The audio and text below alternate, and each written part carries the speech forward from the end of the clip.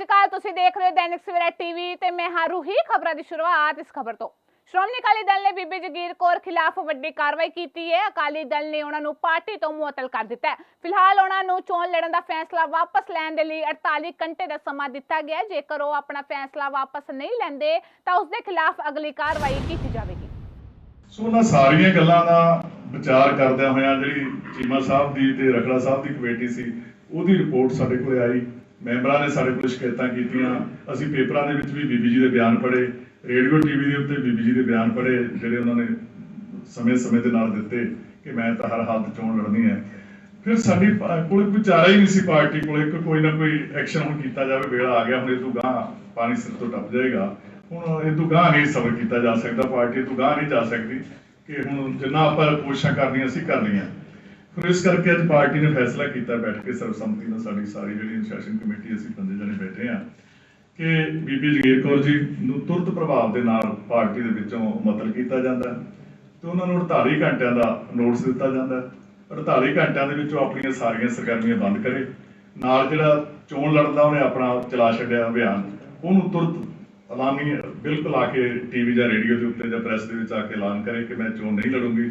ਜੇ 48 ਘੰਟਿਆਂ ਦੇ ਵਿੱਚ ਉਹਨਾਂ ਦਾ ਜਵਾਬ ਨਾ ਆਇਆ ਤਾਂ ਫਿਰ ਪਾਰਟੀ ਸਮਝੂਗੀ ਕਿ ਬੀਬੀ ਜੀ ਕੋਈ ਵੀ ਡਿਸਪਲਿਨ ਮੰਨਣ ਨੂੰ ਤਿਆਰ ਨਹੀਂ।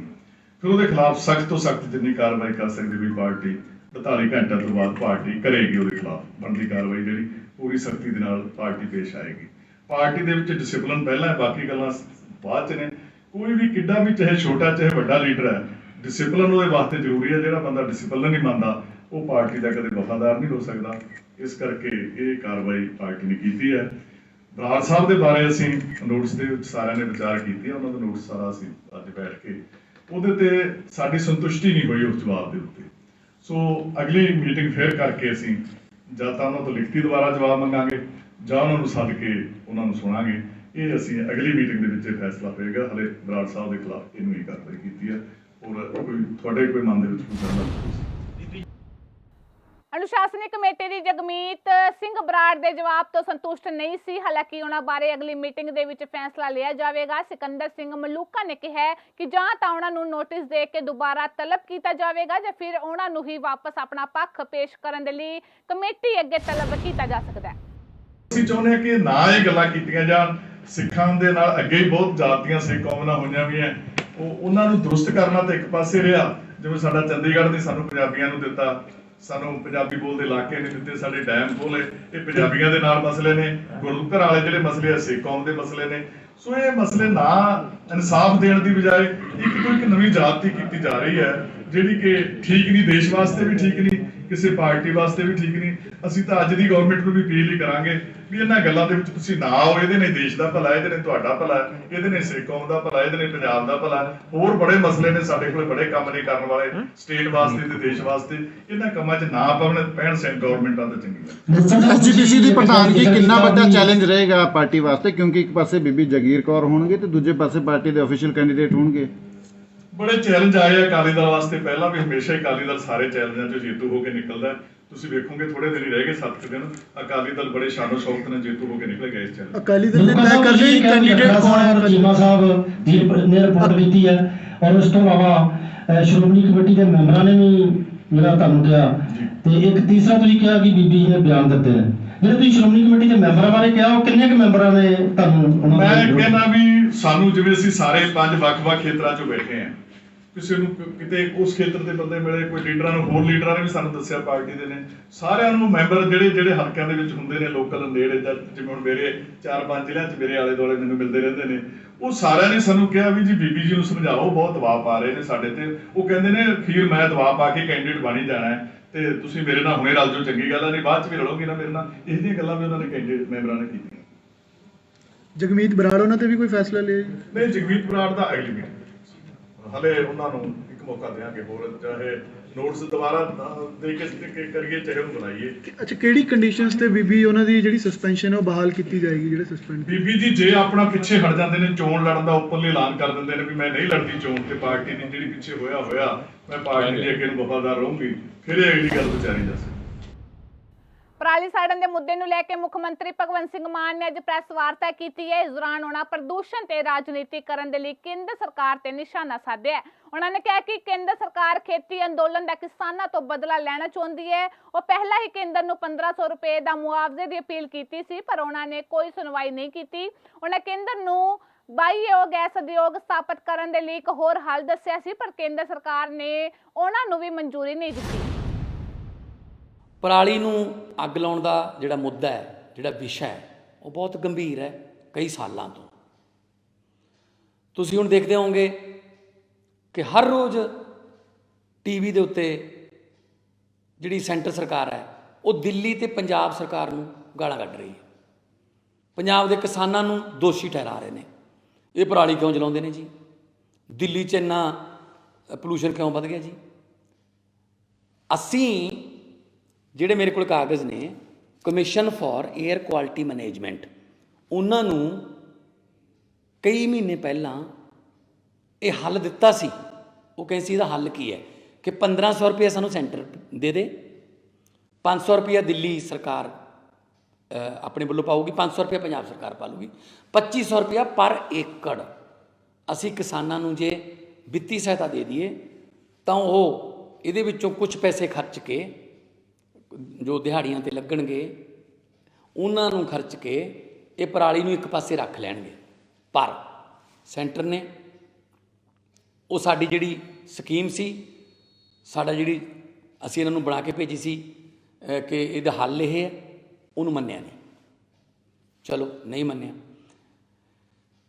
ਫਿਰ ਕਹਿੰਦੇ ਜੀ ਹੋਰ ਹੱਲ ਦਿਓ। ਅਸੀਂ ਇੱਕ ਹੋਰ ਹੱਲ ਦਿੱਤਾ ਕਿ ਪਰਾਲੀ ਤੋਂ ਬਾਇਓ ਐਨਰਜੀ, ਪਰਾਲੀ ਤੋਂ ਬਿਜਲੀ, ਪਰਾਲੀ ਤੋਂ ਹੋਰ ਤਰ੍ਹਾਂ ਦੀਆਂ ਗੈਸਾਂ ਬਣਾਉਣ ਵਾਲੀਆਂ ਬਹੁਤ ਸਾਰੀਆਂ ਫੈਕਟਰੀਆਂ ਨੇ ਜਿਹੜੀਆਂ ਪੰਜਾਬ ਦੇ ਵਿੱਚ ਆਉਣਾ ਚਾਹੁੰਦੀਆਂ ਨੇ, ਕਿਉਂਕਿ ਪਰਾਲੀ ਪੰਜਾਬ ਦੇ ਵਿੱਚ ਬਹੁਤ ਜ਼ਿਆਦਾ ਹੁੰਦੀ ਹੈ। ਇਸ ਕਰਕੇ ਉਹ ਉਸ ਪਰਾਲੀ ਨੂੰ ਚੁੱਕ ਲੈਣਗੀਆਂ। ਸਾਨੂੰ ਉਹਨਾਂ ਪ੍ਰੋਜੈਕਟਾਂ ਨੂੰ ਲਾਉਣ ਦੀ ਇਜਾਜ਼ਤ ਦੇ ਦਿਓ। ਉਹ ਵੀ ਉਹਨਾਂ ਨੇ ਰੱਦ ਕਰਤੀ, ਕਹਿੰਦੇ ਨਹੀਂ ਜੀ। ਅਸੀਂ ਕਿਹਾ ਜੀ ਫਿਰ ਹੋਰ ਕੀ ਕਰੀਏ? ਹੁਣ ਫਿਰ ਪੰਜਾਬ ਦਾ ਜਿਹੜਾ ਕਿਸਾਨ ਹੈ ਉਹ ਖੁਦ ਵੀ ਪਰਾਲੀ ਨੂੰ ਅੱਗ ਨਹੀਂ ਲਾਉਣੀ ਚਾਹੁੰਦਾ, ਕਿਉਂਕਿ ਸਭ ਤੋਂ ਪਹਿਲਾਂ ਤਾਂ ਧੂੰਆਂ ਜਿਹੜਾ ਹੈ ਉਹ ਉਹਦੇ ਆਪਣੇ ਤੇ ਉਹਦੇ ਪਰਿਵਾਰ ਦੇ ਤੇ ਉਹਦੇ ਆਪਣੇ ਪਿੰਡ ਦੇ ਫੇਫੜਿਆਂ ਵਿੱਚ ਦੀ ਲੰਘ ਕੇ ਆਉਂਦਾ ਨਾ, ਬਾਕੀ ਤਾਂ ਕਿਤੇ ਬਾਅਦ ਜਾਂਦਾ ਹੋਊਗਾ। ਪਰ ਇਹ ਜਿਹੜੀ ਭਾਰਤੀ ਜਨਤਾ ਪਾਰਟੀ ਹੈ, ਸੈਂਟਰ ਸਰਕਾਰ ਹੈ, ਗੱਲ ਗੱਲ ਤੇ ਪੰਜਾਬ ਦੇ ਕਿਸਾਨਾਂ ਨੂੰ ਗਾਲਾਂ ਦੇਈ ਜਾਂਦੇ। ਪੰਜਾਬ ਦੇ ਕਿਸਾਨ ਆਏ, ਪੰਜਾਬ ਦੇ ਕਿਸਾਨ ਐਂ ਕਿਉਂ ਕਰਦੇ ਨੇ? ਤਾਂ ਪੰਜਾਬ ਦੇ ਕਿਸਾਨ ਜਿਹੜੇ ਨੇ ਉਹਨਾਂ ਨੂੰ ਕੋਈ ਹੱਲ ਨਹੀਂ ਦਿੱਤਾ ਜਾ ਰਿਹਾ ਤਾਂ ਉਹ ਕੀ ਕਰਨ? ਅਸੀਂ ਵੀ ਉਹਨਾਂ ਨਾਲ ਬਹੁਤ ਸਾਰੀਆਂ ਮੀਟਿੰਗਾਂ ਕੀਤੀਆਂ। ਹੱਲ ਜਦੋਂ ਅਸੀਂ ਦੱਸਦੇ ਹਾਂ ਤਾਂ ਸੈਂਟਰ ਸਰਕਾਰ ਉਦੋਂ ਮੁੱਕਰ ਜਾਂਦੀ ਹੈ ਕਿ ਆਹ ਹੱਲ ਹੈ।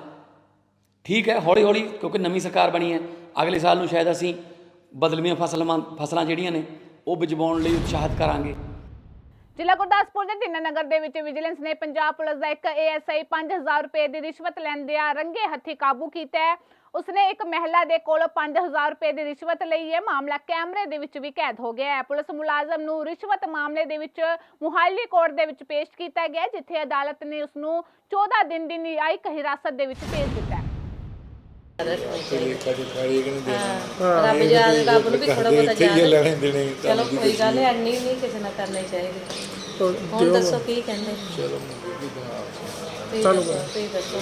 2000 ਸਾਡਾ ਹੁਣ ਪਹਿਲਾਂ 230 ਗੰਦੀ ਖਰਚਾ ਲੱਗ ਜਾਂਦਾ। ਮੈਂ ਭਰਾ ਨੂੰ ਦੱਸਿਆ ਮੈਂ ਘੜੀ ਮੁੜੀ ਨਹੀਂ ਲੱਗਦਾ 10 ਘੰਟੇ ਹੀ ਭਜੀ ਨਹੀਂ 10 ਵਾਸਤੇ ਹੈ ਨਹੀਂ। ਚੱਲ ਮੈਨੂੰ ਜ਼ਮਾਨਤ ਕਰਾ ਲੰਦੋ, ਕੋਈ ਨਹੀਂ ਆਰਡਰ ਕਰਾ ਲੰਦੋ ਮੈਨੂੰ। ਆ ਲਓ ਮੈਨੂੰ ਥੋੜੇ ਜਿਹੇ ਲੈ ਲਓ ਮੇਰਾ ਭਾਈ।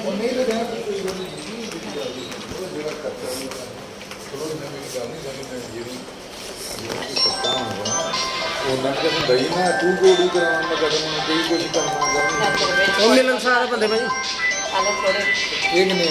5 ਰੱਖ ਲਓ। ਬਾਕੀ ਜ਼ਮਾਨਤ ਤੋਂ ਇੱਕ ਦਿਨ ਪਹਿਲਾਂ ਜ਼ਮਾਨਤ ਹੋ ਗਈ ਨਾ, ਉਦੋਂ ਮੈਂ ਪੱਕਾ ਦੇ ਦੇਵਾਂਗੀ। ਆ ਜਾਵਾਂਗੀ ਤੇ ਆਏ ਕਰਾਣੀ ਹੈ ਇਹ ਨਹੀਂ ਉਹ ਥੱਲੇ ਗਏ ਕਹਿੰਦੇ ਤੇ ਫਿਰ ਪਹਿਲਾਂ ਪੇਸ਼ ਕਰਾ ਦੀ ਪੇਸ਼ ਪਹਿਲਾਂ ਕਰਾ। ਹੁਣ ਮੇਰੇ ਭਰਾ ਖਿਆਲ ਰੱਖੀ ਮੇਰੇ ਬੀਬੀ ਲੇਖੀ ਜੁਡੀਸ਼ੀਅਲ ਤੇ ਜਿੱਦਣ ਜ਼ਮਾਨਤ ਦੇ ਆਰਡਰ ਹੋ ਗਏ ਉਦੋਂ ਮੈਂ ਤੁਹਾਨੂੰ ਆ ਜਾਵਾਂਗੀ। ਉਦੋਂ ਬੀਬੀ ਲੇਖੀ ਜੁਡੀਸ਼ੀਅਲ ਗੈਂਗਸਟਰ ਕੁਲਦੀਪ ਕੋਹਲੀ ਨੂੰ ਅੱਜ ਇੱਕ ਨਵੇਂ ਕੇਸ ਦੇ ਵਿੱਚ ਮੁਹਾਲੀ ਅਦਾਲਤ ਦੇ ਵਿੱਚ ਪੇਸ਼ ਕੀਤਾ ਗਿਆ, ਜਿੱਥੇ ਅਦਾਲਤ ਨੇ ਉਸ ਨੂੰ 3 ਦਿਨ ਦੇ ਰਿਮਾਂਡ ਤੇ ਭੇਜ ਦਿੱਤਾ ਹੈ। ਇਹ remand state special operation cell ਨੂੰ ਦਿੱਤਾ ਗਿਆ। ਦੱਸਦੇ ਕਿ ਗੈਂਗਸਟਰ ਕੁਲਦੀਪ ਕੋਹਲੀ ਨੇ ਸਿੱਧੂ ਮੂਸੇਵਾਲਾ ਕਤਲकांड ਦੇ ਦੋਸ਼ੀ ਗੈਂਗਸਟਰ ਦੀਪਕ ਟਿੰਨੂ ਨੂੰ ਪੁਲਿਸ ਹਿਰਾਸਤ ਦੇ ਵਿੱਚੋਂ ਭੱਜਣ ਦੇ ਵਿੱਚ ਮਦਦ ਕੀਤੀ ਸੀ। ਇਸ ਦੇ ਨਾਲ ਹੀ 2 ਹੋਰ ਗੈਂਗਸਟਰ ਵੀ ਸ਼ਾਮਲ ਸਨ। ਤਿੰਨਾਂ ਨੂੰ ਪੰਜਾਬ ਪੁਲਿਸ ਨੇ ਲੁਧਿਆਣਾ ਤੋਂ ਗ੍ਰਿਫਤਾਰ ਕੀਤਾ ਸੀ ਅਤੇ ਇੱਕ ਕਾਲੇ ਰੰਗ ਦੀ ਸਕੋਡਾ ਕਾਰ ਵੀ ਬਰਾਮਦ ਕੀਤੀ ਹੈ। श्री गुरु नानक देव जी के प्रकाश पुरब मौके पाकिस्तान स्थित श्री ननकाना साहिब विखे करवाए जा रहे धार्मिक समागमां दे विच शामिल होने लई 100 विदेशी श्रद्धालुओं का जत्था अटारी रोड सरहद राही पाकिस्तान दे लई रवाना होया। ये श्रद्धालु 10 दिन के पाकिस्तान के ਵੱਖ-ਵੱਖ इतिहासक गुरधामां दे दर्शन करके वापस परतणगे। इस दे संबंध दे विच कनेडा वासी बलवंत सिंह अते माता रंजीत कौर ने दस्सिया कि पाकिस्तान स्थित गुरु धामां दे दर्शनां दे लई जाण वाले सारे सिख श्रद्धालु अमरीका कनेडा अते होर देशां दे विच रहिंदे ने। सारियां संगतां गुरु जी वल्लों करतारपुर साहिब दे दर्शन भी करनगियां। बलवंत सिंह ने कहा कि दोवां देशां दी सरकारां नूं धार्मिक स्थानां दी यात्रा करन दे लई श्रद्धालुआं नूं ऑन अराइवल वीज़ा भी जारी करना चाहिदा। नाभा जेल एक बार फिर सुर्खियां दे विच आई है। दस दे कि जेल दे विचों 148 कैदी काले पीले दे पाए गए ने। नशिया कारण कैदियां दे विच बीमारी पाई गई है। सारे कैदियां दी जांच तो बाद यह मामला सामने आया है।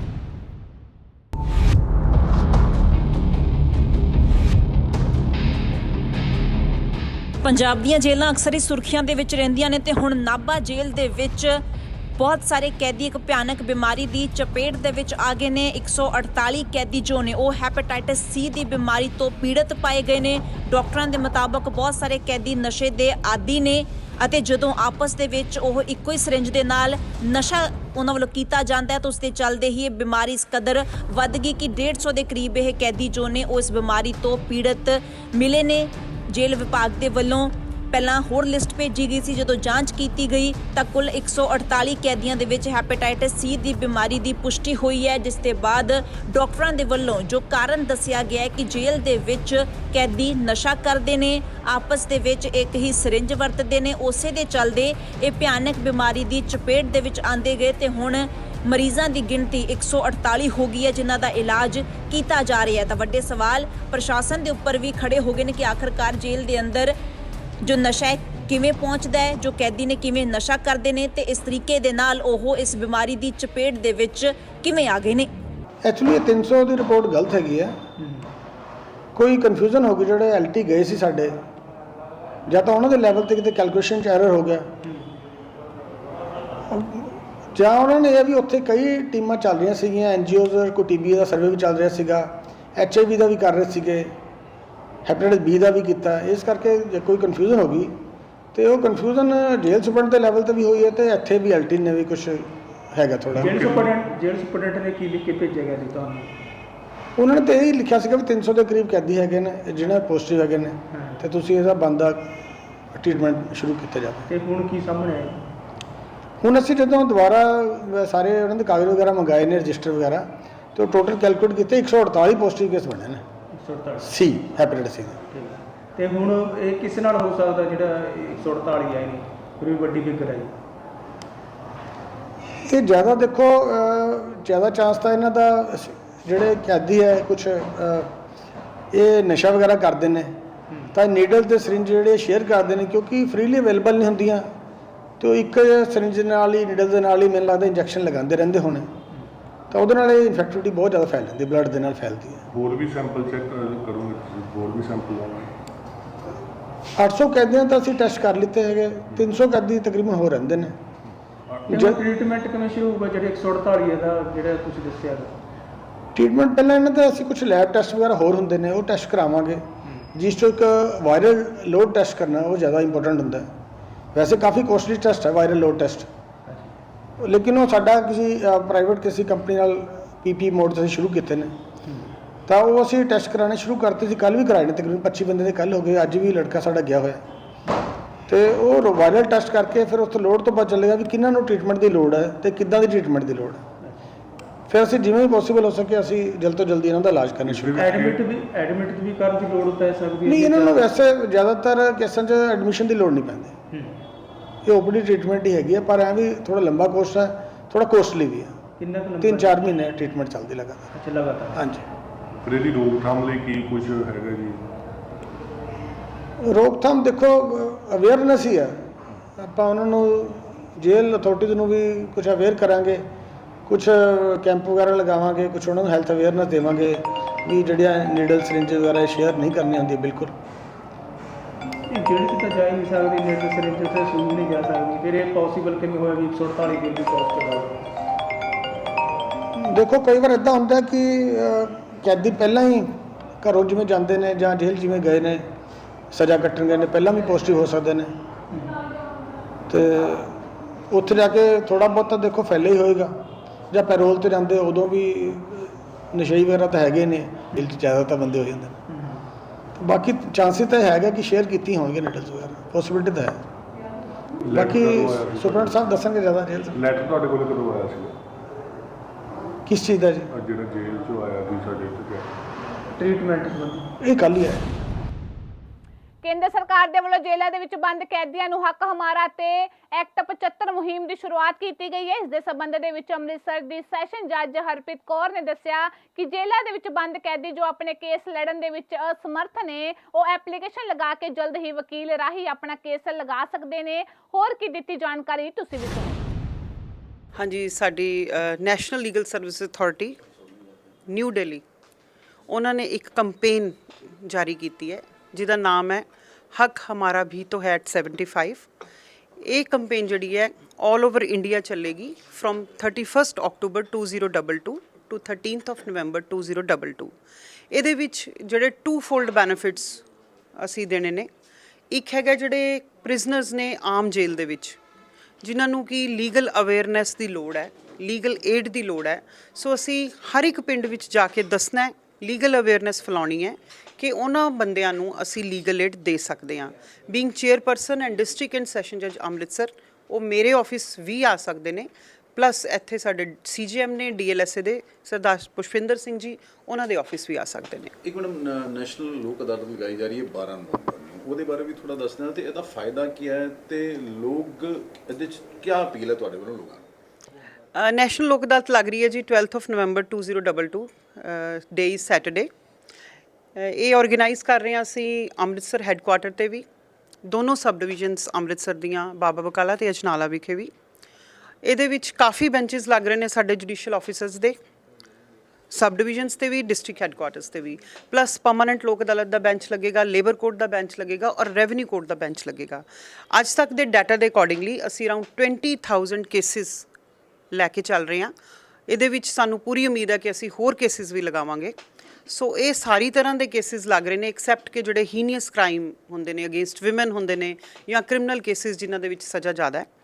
ਤੇ ਮੇਰੀ ਸਾਰੇ ਜ਼ਿਲ੍ਹਾ ਨਿਵਾਸੀਆਂ ਨੂੰ ਇਹ ਬੇਨਤੀ ਹੈ ਕਿ ਤੁਸੀਂ ਜ਼ਿਆਦਾ ਤੋਂ ਜ਼ਿਆਦਾ ਕੇਸਿਸ ਜਿਹੜੇ ਲੋਕ ਅਦਾਲਤ 'ਚ ਲਗਵਾਓ ਤੇ ਫਟਾਫਟ ਆਪਣੇ ਮੁਕੱਦਮਿਆਂ ਦਾ ਫੈਸਲਾ ਪਾਓ। ਸਰਕਾਰ ਵੱਲੋਂ ਨਵਾਂ ਉਪਰਾਲਾ ਕੀਤਾ ਗਿਆ ਸੀ ਜੇਲ੍ਹ ਦੇ ਵਿੱਚ ਕੈਦੀਆਂ ਦੇ ਜਿਨ੍ਹਾਂ ਦਾ ਕਰੈਕਟਰ ਚੰਗਾ ਹੈ, ਜਿਹੜੇ ਗੈਂਗਸਟਰਸ ਨਹੀਂ ਹੈ, ਉਹਦਾ ਕੋਈ ਫਾਇਦਾ ਮਿਲ ਰਿਹਾ ਜੀ? ਹਾਂਜੀ ਮਿਲ ਰਿਹਾ ਜੀ, ਉਹ ਪੈਰੋਲ ਤੇ ਜਾਂਦੇ ਨੇ ਜੀ, ਉਹਦਾ ਇੱਕ ਅਲੱਗ ਪ੍ਰੋਸੀਜਰ ਹੈ ਜੀ। ਹਾਂਜੀ ਨਹੀਂ ਦੋਸ ਪੀਪਲ ਜਿਨ੍ਹਾਂ ਨੂੰ ਗੱਲ ਵਕੜੀ ਵਾਲਾ ਸੀਗਾ, ਗੱਲ ਵਕੜੀ ਜਿਹੜਾ ਪ੍ਰੋਗਰਾਮ ਸ਼ੁਰੂ ਕੀਤਾ ਸੀ ਜੀ, ਉਹ that is with regard to the prisoners meeting their families face to face. ਆਪਾਂ ਆਮ ਤੌਰ ਤੇ ਦੇਖਦੇ ਹਾਂ ਕਿ ਜਿਹੜੇ ਵੀ ਪ੍ਰਿਜ਼ਨਰਸ ਜੇਲ੍ਹ 'ਚ ਨੇ, ਅੰਡਰ ਟਰਾਇਲਸ ਨੇ, ਉਹ ਜਦੋਂ ਵੀ ਮਿਲਦੇ ਨੇ ਵਿੱਚ ਇੱਕ ਕੰਧ ਹੁੰਦੀ ਹੈ, ਵਿੱਚ ਇੱਕ ਪਾਰਟੀਸ਼ਨ ਹੁੰਦੀ ਹੈ ਆਪਣੇ ਫੈਮਿਲੀ ਮੈਂਬਰਸ ਨਾਲ। ਪਰ ਅਸੀਂ ਪਿੱਛੇ ਜਿਹੇ ਇਨੋਗ੍ਰੇਸ਼ਨ ਕੀਤੀ ਹੈ ਗਲਵਕੜੀ ਸਕੀਮ 'ਚ ਸੈਂਟਰਲ ਜੇਲ੍ਹ ਅੰਮ੍ਰਿਤਸਰ ਦੇ ਵਿੱਚ। ਉੱਥੇ ਅਸੀਂ ਇੱਕ ਏਰੀਆ ਈਅਰ ਮਾਰਕ ਕੀਤਾ ਗਲਵਕੜੀ ਸਕੀਮ ਨੂੰ, ਜਿੱਥੇ ਕਿ ਅਸੀਂ ਇਹ ਪ੍ਰੋਗਰਾਮ ਸ਼ੁਰੂ ਕਰਵਾਇਆ ਹੈ ਕਿ ਜਿਹੜੇ ਵੀ ਪ੍ਰਿਜ਼ਨਰਸ ਨੇ ਉਹ 1-to-1 ਬੈਠ ਕੇ face to face without any wall ਔਰ ਕਰਟਨ ਇਨ ਬਿਟਵੀਨ ਬੈਠ ਕੇ ਗੱਲਬਾਤ ਕਰ ਸਕਦੇ ਨੇ, ਆਪਣੇ ਬੱਚਿਆਂ ਨੂੰ ਮਿਲ ਸਕਦੇ ਨੇ ਔਰ ਸਾਰਾ ਕੁਝ ਸ਼ੇਅਰ ਕਰ ਸਕਦੇ ਨੇ। ਇਹਨਾਂ ਦੇ ਨਾਲ ਉਹਨਾਂ ਦੀ ਡੇ ਟੂ ਡੇ ਲਾਈਫ ਥੋੜੀ ਈਜ਼ੀ ਹੋਏਗੀ ਤੇ ਥੋੜੀ ਸੁਖਾਵੀਂ ਹੋਏਗੀ। ਕੇਂਦਰੀ ਮੰਤਰੀ ਸੋਮ ਪ੍ਰਕਾਸ਼ ਵੱਲੋਂ ਆਦਮਪੁਰ ਹਵਾਈ ਅੱਡੇ ਤੋਂ ਹਵਾਈ ਸੇਵਾ ਬਹਾਲ ਕਰਨ ਨੂੰ ਲੈ ਕੇ ਹਵਾਬਾਜ਼ੀ ਮੰਤਰੀ ਜੋਤਿਰਾਦਿੱਤਿਆ ਸਿੰਧੀਆ ਨੂੰ ਪੱਤਰ ਲਿਖਿਆ ਗਿਆ, ਜਿਸ ਦੇ ਜਵਾਬ ਦੇ ਵਿੱਚ ਸਿੰਧੀਆ ਨੇ ਕਿਹਾ ਕਿ ਮੰਤਰਾਲਾ ਵੱਲੋਂ ਇਸ ਦਿਸ਼ਾ ਦੇ ਵਿੱਚ ਗੰਭੀਰ ਯਤਨ ਕੀਤੇ ਜਾ ਰਹੇ ਨੇ ਅਤੇ ਜਲਦੀ ਹੀ ਸੇਵਾ ਬਹਾਲ ਕਰਨ ਦੇ ਲਈ ਦ੍ਰਿढ़ संकल्प भी लिया गया है। तो मैं उनसे 2-3 बार मिला हूँ, उन्होंने हिंदी ठीक है, उन्होंने यही कहा है कि हम जल्दी एयरपोर्ट को, एक तो बिल्डिंग उसकी तैयार हो गई है, मैंने उसका इनॉग्रेशन के लिए कहा था, वो कहा जल्दी करेंगे। दूसरा वह तक फ़्लाइट वहाँ से नहीं चलती, बिल्डिंग का कोई लाभ नहीं है। वो आदमपुर की फ़्लाइट पहले चलती थी और उसके साथ 2 फ्लाइट्स और शुरू की थी, एक जयपुर की एक बम्बई की आदमपुर से। कोविड की वजह से सब बंद हो गए थे और जो दिल्ली की फ़्लाइट थी वो 3 साल के लिए शुरू की थी, 3 साल पूरे हो गए थे तब बंद हुई। तो मैंने कहा एयरपोर्ट 3 साल के लिए थोड़ी होता है, इसको शुरू करना चाहिए, चलाना चाहिए। तो कल भी मैंने एयरलाइन वालों को बुलाया था, मीटिंग की उनके साथ। वो शायद कहते हैं अगर हमें पैसेंजर ना मिला तो हमें नुकसान होगा, वही शायद नुकसान की हम भरवाई कर देंगे। हमारे कुछ लोग उसको गारंटी देने के लिए तैयार हैं, वो हमें प्रपोजल देंगे, जल्दी शुरू कराएंगे इसको। कब तक शुरू हो सकता है, और जब शुरू होगा तो कहाँ कहाँ की फ्लाइट्स की जो सेवा है फिर दोबारा से शुरू होगा? अभी तो पहले दिल्ली की शुरू करने के है, दिल्ली आदमपुर दिल्ली सबसे ज़रूरी है। उसके बाद जो उन्होंने शुरू की थी आदमपुर टू बम्बे, आदमपुर टू जयपुर, वो अपनी ढंग से करेंगे। हमारी प्रायोरिटी सबसे दिल्ली की है। तो कौन सा प्रोवाइडर कौन होगा, कौन सी कंपनी होगी जिसकी सेवा, जिससे आप लोगों ने बात की है जो शुरू करेंगे? जो एयरलाइन अलायंस एयरलाइंस जिसको बोलते हैं, पहले एयर इंडिया थी या इंडियन एयरलाइंस थी, उनके ऑफिसर्स आए थे मेरे पास। उन्होंने कहा कि हम को फार्मूला देंगे। इससे मैं पंजाब सरकार से भी बात की है, वो भी इसको कोऑपरेट करेंगे, तो कोई ना कोई ढंग निकाल कर तो चलवाएंगे। कब तक कोई डेडलाइन अगले 2-4 महीने में कब शुरू? हाँ नहीं, जल्दी करना चाहेंगे हम तो। अगर कोई बात होती तो मैं अगले हफ्ते भी उनसे दोबारा मीटिंग कर सकता हूँ। एक सर, जालंधर में पासपोर्ट ऑफिस को लेकर आपने उसके लिए भी मुरलीधरन जी से मुलाकात की है, वो क्या जानकारी है सर? पासपोर्ट और दफ्तर पंजाब में पता है बहुत लोग बाहर जाते हैं, उनको अपॉइंटमेंट लेने के लिए बड़ी मुश्किल होती है। पासपोर्ट जल्दी बनता नहीं है, लोगों के बच्चे एडमिशन लेने के लिए वो डेट पहले होती है, पासपोर्ट बाद में बनता है, उसकी प्रॉब्लम होती है। मैं उनसे कहा कि कैंपेन चलाकर सारे को ख़त्म करें। जो पासपोर्ट बन गए, वेरिफिकेशन पुलिस से हो गई, उसको तो प्रिंट ही करना है, उसमें भी मुश्किल हो रही है। तो उन्होंने मुझे आश्वासन दिया कि बहुत जल्दी इसको हम ठीक करवाएंगे, अपग्रेड कराएंगे। ਇਹ ਸਨ ਹੁਣ ਤੱਕ ਦੇ ਕੁਝ ਖਾਸ ਖਬਰਾਂ। ਵਧੇਰੇ ਜਾਣਕਾਰੀ ਲਈ ਜੁੜੇ ਰਹੋ ਦੈਨਿਕ ਸਵੇਰਾ ਟੀਵੀ ਦੇ ਨਾਲ। ਜਾਂਦੇ ਨਜ਼ਰ ਅੱਜ ਦੀਆਂ ਮੁੱਖ ਖਬਰਾਂ ਤੇ। ਸ਼੍ਰੋਮਣੀ ਅਕਾਲੀ ਦਲ ਨੇ ਬੀਬੀ ਜਗੀਰ ਕੌਰ ਨੂੰ ਪਾਰਟੀ ਤੋਂ ਕੀਤਾ ਮੁਅੱਤਲ, ਦਿੱਤਾ 48 ਘੰਟੇ ਦਾ ਅਲਟੀਮੇਟਮ। ਪਰਾਲੀ ਦੇ ਮੁੱਦੇ ਤੇ ਮੁੱਖ ਮੰਤਰੀ ਭਗਵੰਤ ਸਿੰਘ ਮਾਨ ਦਾ ਵੱਡਾ ਬਿਆਨ, ਕਿਹਾ ਕਿਸਾਨ ਅੰਦੋਲਨ ਦਾ ਕਿਸਾਨਾਂ ਤੋਂ ਬਦਲਾ ਲੈਣਾ ਚਾਹੁੰਦੀ ਹੈ ਕੇਂਦਰ ਸਰਕਾਰ। ਰਿਸ਼ਵਤ ਲੈਂਦਾ ਐਸਆਈ ਕਾਬੂ, ਮੁਹਾਲੀ ਅਦਾਲਤ ਨੇ 14 ਦਿਨ ਦੀ ਨਿਆਇਕ ਹਿਰਾਸਤ ਦੇ ਵਿੱਚ ਭੇਜਿਆ। ਦੀਪਕ 3 ਨੂੰ ਲੈ ਕੇ ਫਰਾਰ ਹੋਏ ਗੈਂਗਸਟਰ ਕੁਲਦੀਪ ਕੋਹਲੀ ਦਾ ਸਟੇਟ ਸਪੈਸ਼ਲ ਆਪਰੇਸ਼ਨ ਸੈੱਲ ਨੇ 3 ਦਿਨ ਦਾ ਰਿਮਾਂਡ ਕੀਤਾ ਹਾਸਲ।